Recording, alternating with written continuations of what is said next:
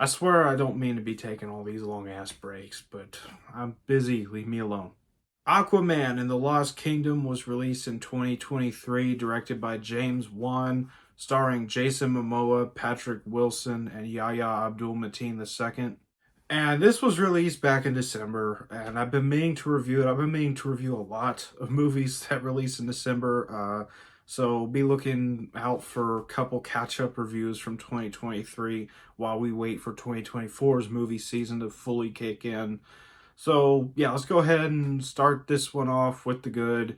And I liked a few things in this movie. First of all, you got Jason Momoa as Aquaman.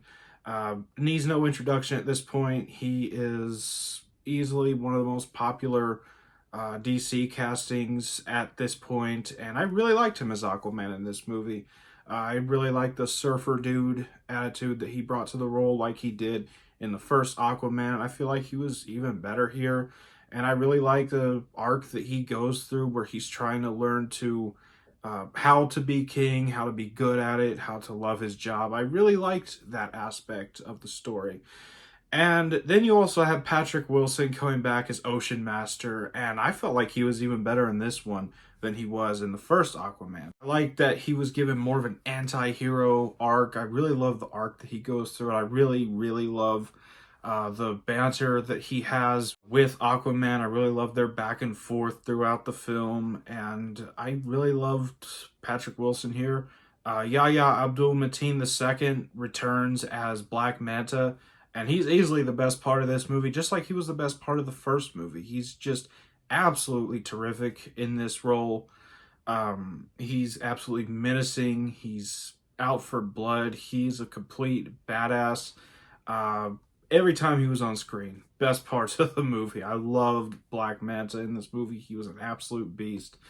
And I know that James Gunn is rebooting the whole DC universe, but if any DCEU castings are going to roll over, I hope this is one of them because he's just so damn good in the role.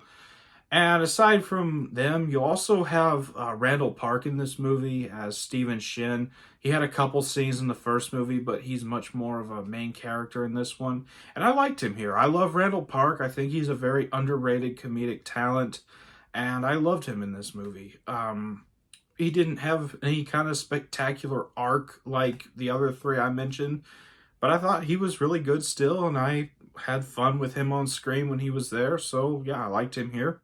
Now, the story here is nothing to write home about, but it was still fun enough. You got this fun globe-trotting adventure like the first one, but instead of Aquaman and Mera, this time it's Aquaman and Ocean Master.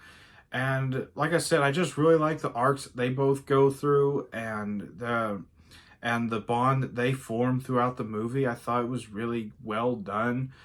Now, this is the final DCEU film. This was not meant to be the final DCEU film, so I'm not judging this as a finale. I'm judging this as a movie by itself. But I did have fun with most of the action in this movie as well. I didn't think it was as clean cut as the first Aquaman movie, but I still really liked the action here. And the visual effects weren't terrible either. Of course, this is coming off the first Aquaman, which had some of the most impressive visual effects I have ever seen in a comic book movie these days. But yeah, the visual effects weren't terrible for the most part. They got a great score. I like the score here. It's real fun. And the way this movie ends, I feel like it's a good way to end the movie without leaving us off on a cliffhanger. Like a couple movies have done and just never followed up to. But I really liked the way this movie ended. I thought it was a fun ending, even though it kind of did copy the post-credit scene of the first Black Panther, but that's aside from my point. That's about all for the good, onto the bad, and there were a few things I did not like here. Outside of Aquaman, Ocean Master, Black Manta, and Stephen Shin, none of the other characters really get much to do in this movie. Dolph Lundgren comes back. He doesn't do much. John Rhys Davies comes back as the Crab King or whatever. He doesn't do much. He gets a couple jokes here and there, but that's about all he does.